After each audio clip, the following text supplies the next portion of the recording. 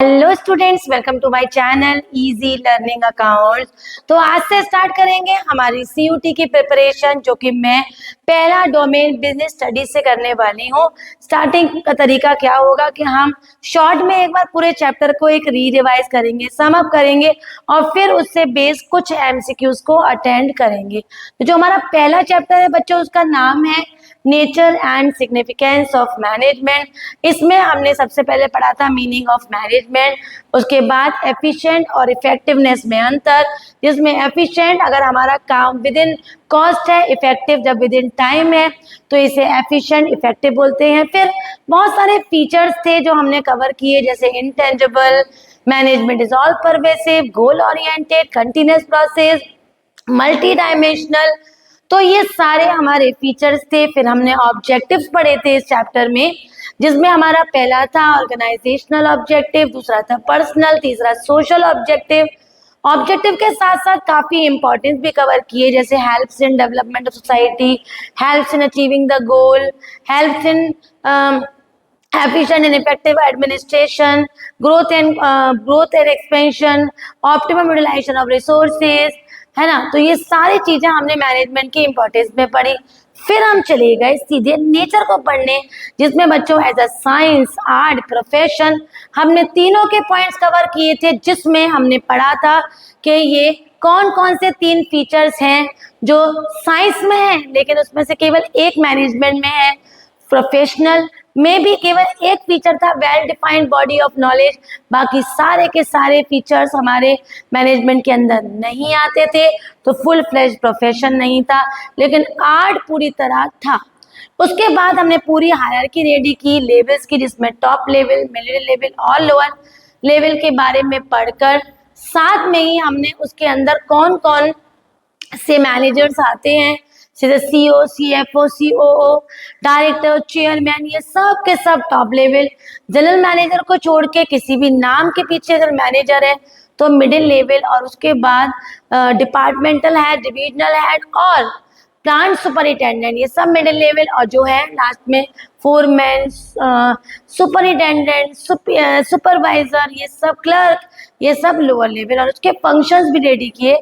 और उसके बाद लास्ट में हमने पढ़ा फंक्शंस चार: प्लानिंग, ऑर्गेनाइजिंग, स्टाफिंग, डायरेक्टिंग और कंट्रोलिंग। जब सारे फंक्शंस हमारे कवर हो गए, फिर हम गए लास्ट टॉपिक कोऑर्डिनेशन, जिसको हमने पढ़ा it is essence of management. क्या क्या चीजें एसेंस में थी वो सारी कवर करते हुए, इंपॉर्टेंस पढ़ाते हुए हमारा चैप्टर कवर हुआ था।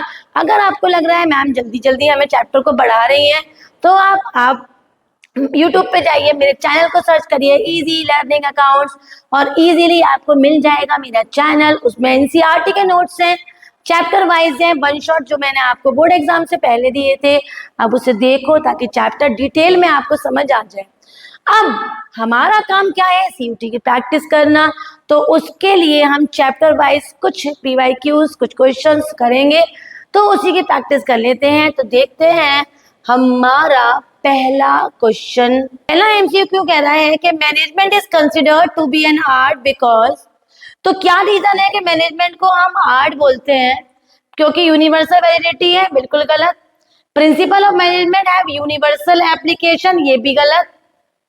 Different principle of management are brought into effect differently by different manager. तो ये लाइन बिल्कुल सही लग रही है, क्योंकि हमारा जो मैनेजमेंट एज एन आर्ट है वो कहता है कि हमारी जो एप्लीकेबिलिटी है वो पर्सनलाइज्ड एप्लीकेशन है। तो पर्सनलाइज्ड एप्लीकेशन मतलब सबके काम करने का तरीका डिफरेंट होता है सभी मैनेजर का। तो इसका आंसर होगा सी। Which of the following statement is not relevant to the concept of management as inexact science?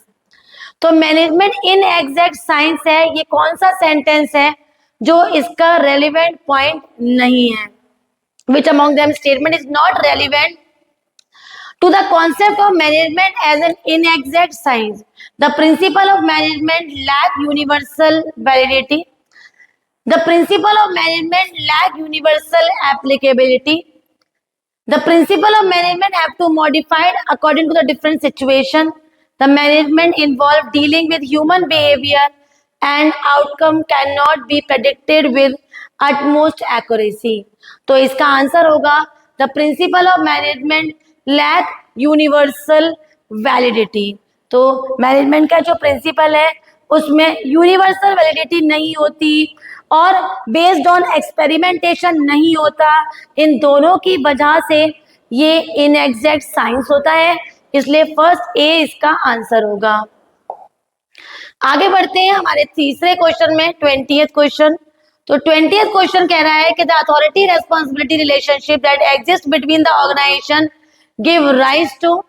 तो जब रेस्पॉन्सिबिलिटी अथॉरिटी रिलेशनशिप की बात होती है तो ऑर्गेनाइजेशन में किसको राइज करता है? Management as a group activity? बिल्कुल भी नहीं।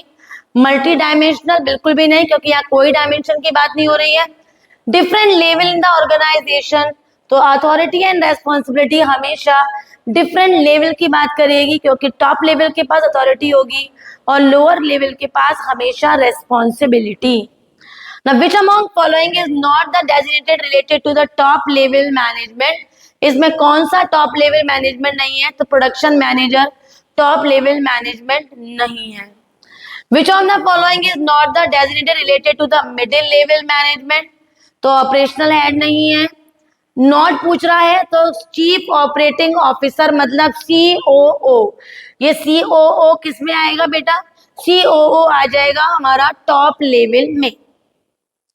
नेक्स्ट क्वेश्चन देख लेते हैं, which of the following is not the designated related to the lower level management? तो कौन सा ऐसा है जो लोअर लेवल मैनेजमेंट में नहीं आता? सुपरवाइजर आता है, सेक्शन ऑफिसर आता है, इन्होंने ये प्लांट सुपरिटेंडेंट लिखा है, प्लांट सुपरिटेंडेंट तो आता नहीं है, मिडिल लेवल पे आता है, लेकिन यहाँ पर केवल सुपरिटेंडेंट इनको लिखना चाहिए। तो हमारा आंसर होगा मार्केटिंग मैनेजर, क्योंकि किसी भी नाम के पीछे मैनेजर है, जनरल मैनेजर को छोड़ के वो सब मिडिल लेवल पे आएगा, और नॉट पूछ रहा है तो मिडिल लेवल का ही पूछ रहा होगा। विच of the following is the function of top level management? इसमें कौन सा ऐसा फंक्शन है जो टॉप मैनेजमेंट करता है? Ensure quality of the goods output, quality output को इंश्योर करता है हमारा lower level. Assigning necessary duties and responsibility to the department, taking responsibility of all the activities of the business, impact of the society, ensuring that the safety standard are maintained within the organization। तो यहाँ पर वो कह रहे हैं कि top level का क्या फंक्शन है हमारा? तो टॉप लेवल का जो फंक्शन है वो है ensure the safety standard are maintain within the organisation. D point इसका आंसर होगा, क्योंकि रेस्पॉन्सिबिलिटी सारे काम को पूरा करने की लेता है middle level, duties and responsibilities को बांटता है middle level, ensure quality of output ये रखता है हमारा लोअर लेवल। तो हमारा आंसर हो जाएगा यहाँ पर डी। नेक्स्ट है हमारा which of the following statement does not pertain to middle level management? इसमें कौन सा मिडिल लेवल मैनेजमेंट का नहीं होगा? तो इम्प्लीमेंट करता है पॉलिसी, ये होगा। कोऑपरेट करता है सभी डिपार्टमेंट के साथ, ये होगा। Responsible for the welfare and survival, responsible for all the activities of, ये भी होगा मिडिल में। वो नॉट पूछ रहा है तो आंसर हो जाएगा इसका बी। नॉट पूछ रहा है तो बेटा आंसर हो जाएगा बी। बहुत ध्यान से पढ़ोगे, अगर ध्यान से पढ़ते चले जाओगे तो आपको कोई भी गलती नहीं होगी। विच of the following statement is not true for the lower level management? Lower level management में इसमें कौन सा स्टेटमेंट सही नहीं है? एंश्योर द क्वालिटी बिल्कुल सही है। To they strive to reduce the wastage of resources, ये बिल्कुल सही है। Ensure the safety standard are maintain within the organisation, analyse the business environment and implication for the survival of the business. Analyse करता है पूरे business environment को ताकि अच्छे से बिजनेस सर्वाइव करे। तो ये हमारा ए पॉइंट होगा, जो वो ये कह रहा है कि लोअर लेवल बिल्कुल भी एनालाइज नहीं करेगा बिजनेस को कि बिजनेस सही से हो रहा है या नहीं, कंडीशन क्या है, बिजनेस एनवायरनमेंट क्या है, ये सिर्फ और सिर्फ टॉप लेवल ही देखेगा। Identify the level of management which does not interact with the work force directly. कौन सा ऐसा मैनेजमेंट डायरेक्टली वर्क फोर्स को डील नहीं करेगा? तो वो है हमारा मिडिल लेवल, क्योंकि मिडिल लेवल अपनी कोई भी बात को लोअर लेवल को बताएगा, फिर लोअर लेवल के जो मैनेजर हैं वो वर्कर से सारी प्रॉब्लम को डायरेक्टली सॉल्व करेंगे और उनसे कोऑर्डिनेट करेंगे। नेक्स्ट है हमारा answer, the main task of this level of management is determine the overall organizational objective and strategy for the realization। तो वो कौन सा लेवल है जो डिटरमाइन करता है ओवरऑल ऑब्जेक्टिव एंड स्ट्रेटजी? तो आंसर होगा top level management. Top level management सारी स्ट्रेटजी को क्लियर करता है, आइडेंटिफाई करता है।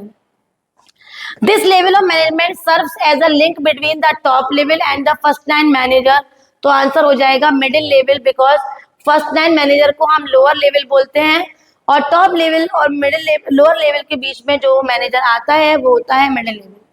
Organizing as a function of management involve deciding what activities, who will do, where done।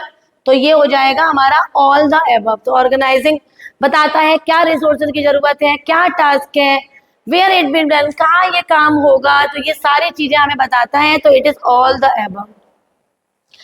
Next question देख लेते हैं। Even where member of a department will cooperate and work, the manager has to coordinate the efforts of different people in a conscious manner। different people in a conscious manner, इसका answer होगा coordination is a deliberate function। ऐसा question हमारे academics में भी आया था, question number 1 था शायद सेट 1 का, और सभी सेट में था ये क्वेश्चन। आंसर था coordination is a deliberate function। ठीक है।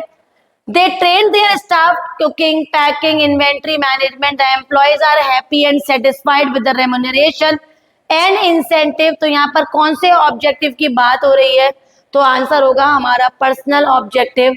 तो आप याद रखेंगे कि पर्सनल ऑब्जेक्टिव में हमारी तनख्वाह, हमें कैसा एनवायरनमेंट मिल रहा है, ये सारी चीजें आती हैं। अब बढ़ते हैं हमारे आगे क्वेश्चन की तरफ। अगले क्वेश्चन को अगर देखते हैं तो arrange the function of management in sequence. तो सबसे पहले आता है बच्चों हमारा स्टाफिंग, नंबर 2 पे आता है हमारा ऑर्गेनाइजिंग, नंबर 3 पे आता है स्टाफिंग, नंबर 4 पे आता है डायरेक्टिंग और नंबर 5 पे आता है कंट्रोलिंग। इस सीक्वेंस के हिसाब से फटाफट से इसको मार्क लगा लेंगे। तो नंबर 1 पे हमें क्या दिख रहा है? सी। तो ये हो गया सी। नंबर 2 पे आ गया ऑर्गेनाइजिंग, फिर आ गया हमारा स्टाफिंग। तो answer is D. In an organisation the employees are happy. जब भी हैप्पी और सेटिस्फाइड की बात होगी तो आंसर होगा मैनेजमेंट इज इंटेंजिबल। नेक्स्ट है हमारा क्वेश्चन जिसमें वो कह रहा है कि consider the following fact about management. Management के हिसाब से हमें फैक्ट बताने हैं। 35 क्वेश्चन को अगर हम पढ़ते हैं तो पहला है efficiency and effectiveness both term have similar meaning. क्या दोनों का सेम मीनिंग है? दूसरा है हमारा effectiveness and efficiency both term do not have similar meaning. दोनों का कभी भी सिमिलर मीनिंग नहीं है। Management have 4 dimensions. मैनेजमेंट की 4 डायमेंशंस हैं। Management have 3 dimension. मैनेजमेंट की 3 डायमेंशंस हैं। Principles of management are not an exact in the principle of science. तो यहाँ पर देखा जाए तो हमारा दूसरा पॉइंट मतलब बी पॉइंट बिल्कुल सही है। तो अगर मैं बी पॉइंट पे टिक लगा दूं, मैनेजमेंट के 3 डायमेंशन है, मल्टी डायमेंशन में हमने 3 पढ़े, और मैनेजमेंट एग्जैक्ट साइंस नहीं है तो ये सही है।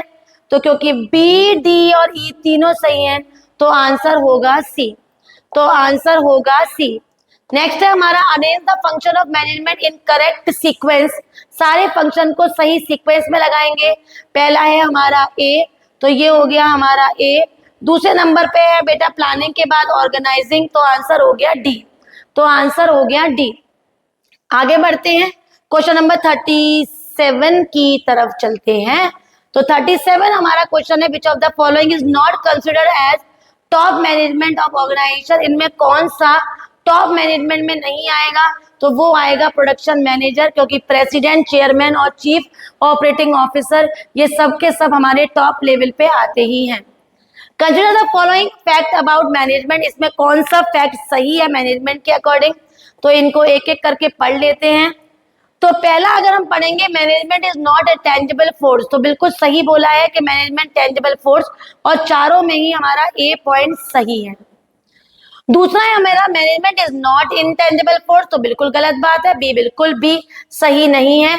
तो इससे ये मालूम पड़ा कि सी और ए तो आंसर हो ही नहीं सकता। नेक्स्ट है हमारा management of people, management of work, management of operation are the dimension, तो सी बिल्कुल सही है। तो ए और सी हमें दोनों मिल गया। अब चेक कर लेते हैं डी और ई में से क्या सही है। Management is a dynamic function, तो ई बिल्कुल सही है, तो बी हमारा आंसर हो गया, तो बी हमारा आंसर हो गया। Identify an option which defines management as an art, इसमें कौन सा ऐसा ऑप्शन है जो ये बताता है कि मैनेजमेंट आर्ट है?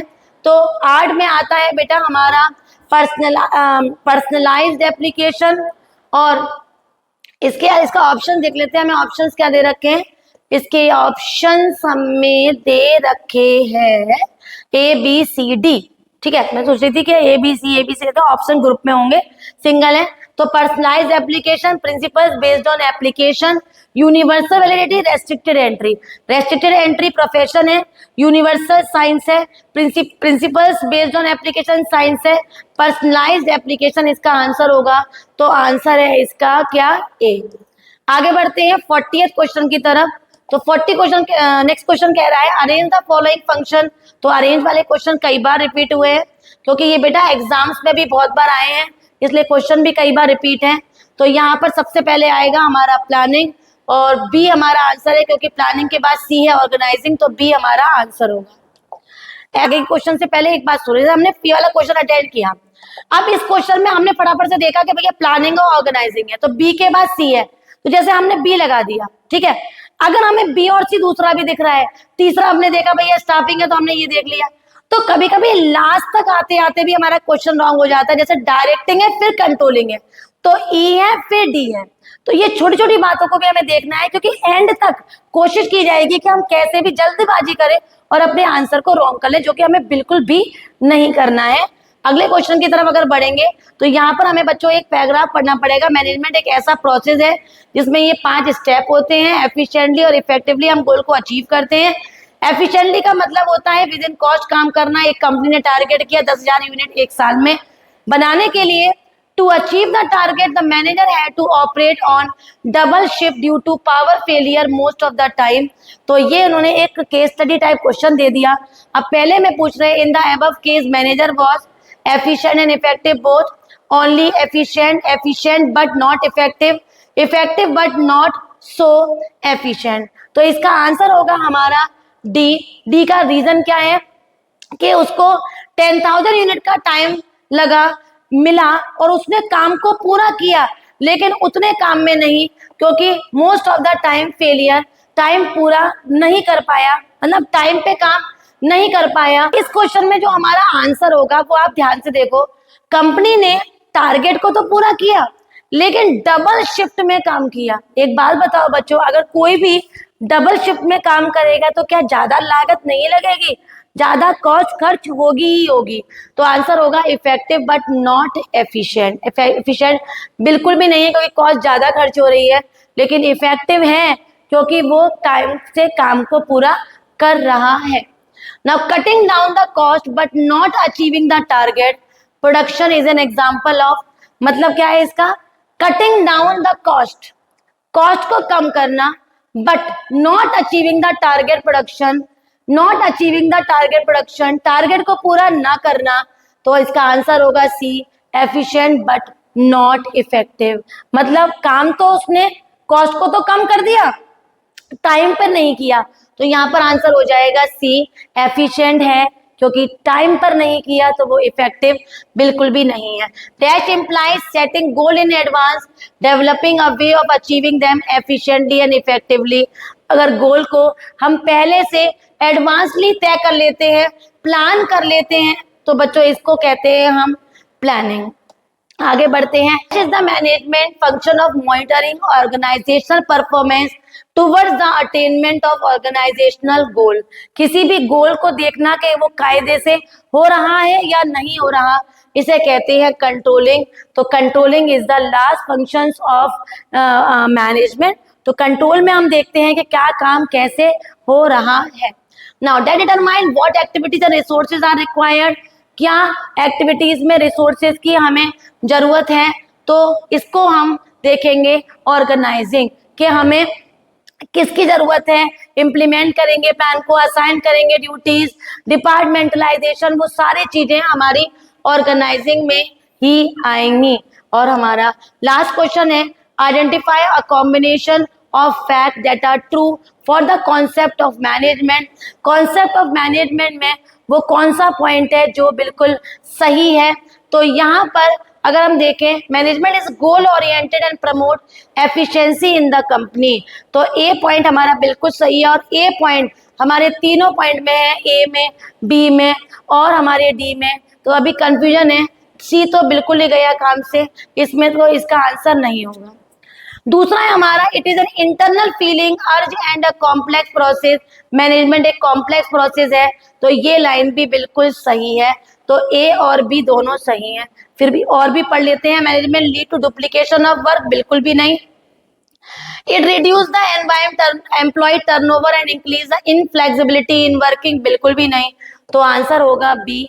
तो इस तरीके से बच्चों हमने गौर किया कि इस चैप्टर में लेविस के क्वेश्चंस, नेचर के क्वेश्चंस और साथ में मैनेजमेंट के फंक्शंस को लेकर क्वेश्चंस बहुत ज्यादा आते हैं। इनकी अच्छी प्रैक्टिस करिए। कोई डाउट हो कमेंट करके जरूर पूछिए। वीडियो समझ में अच्छे से आई हो तो लाइक करेंगे, शेयर करेंगे बहुत सारे फ्रेंड्स में, और सब्सक्राइब करना बिल्कुल भी नहीं भूलेंगे। Bye bye.